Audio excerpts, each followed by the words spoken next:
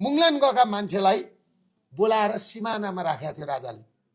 सिमानामा 2 बिघा जग्गा 3 बिघा जग्गा एउटा आँपको रुख एउटा कटहरको बिरुवा एउटा आँपको बिरुवा भुइँ कटहरको बिरुवा दिएर हैन सीमाको पनि सुरक्षा हुन्छ अनि नेपालीहरूले चाहिँ नि गरी पनि खाउन् भनेर दिएको थियो। त्यो गरे हो नि त राजा महेन्द्रले।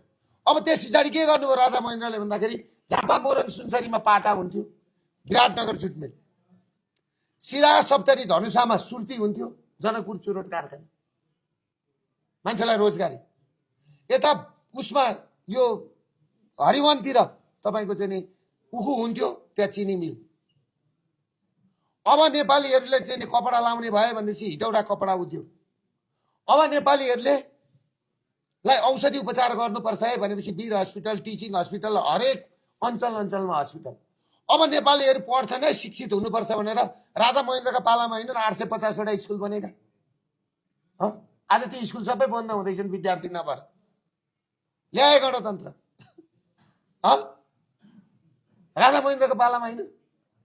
अब नेपालीहरूले हवाईजहाज चढ्छन् है भनेर हवाईजहाज शाही नेपाल वायु सेवा निगम पुग्ने भयो भने अब नेपालीहरूले जुत्ता लाउनुपर्छ भनेर बाँसबाडी छाला जुत्ता हाम्रा खुट्टालाई पुर्याएर पनि विदेशी पाउलाई पुग्ने जुत्ता बनाउँथ्यो बाँसबाडी जुत्ताले।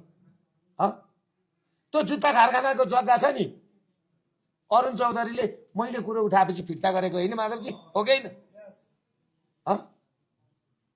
भनेपछि अब नेपालीहरूले गाडी चढ्छन्, तर गाडी फ्याक्ट्री चाहिँ होइन, टायर चाहिँ बनाउन है भनेर गोरखाली टायर उद्योग कसले बनाएको थियो? राजाका पालामा बने होइन। आज के बनाऊ? हिजो के थियो आज के छ? अनि यही राजालाई हामीले नाना थरी लगाएर आज हामीले एउटा राज परिवार खेद्यौं दरबारबाट। आज त्यो खेद्दाखेरि 1.5 करोड जनसङ्ख्या चाहिँ देश छोडेर हिँड्ने भएछ। देश 1.5 करोड जनसङ्ख्या। मलाई थाहा छैन राजा आउनुहुन्छ, राजाको स्थिति के हो मलाई थाहा छैन। अब मैले अहिले भनौँ भने ए दुर्गा प्रसाद देर बोलो भन्छ। म जहिले पनि भन्छु राजा आउने कुरा पनि हामीले ल्याउन सक्ने कुरा होइन, हामीले पठाएको पनि होइन। यो कुरामा सबैले बुझ्नु पर्यो। तर राजा जानुभयो त, राजा जानुभयो त, छोडिदिनु भयो त देश। 2065 सालमा राजाले देश छोड्दै गर्दा त्यो राजाका आँसु थाप्ने मान्छे कोही पनि थिएन। कोही थियो?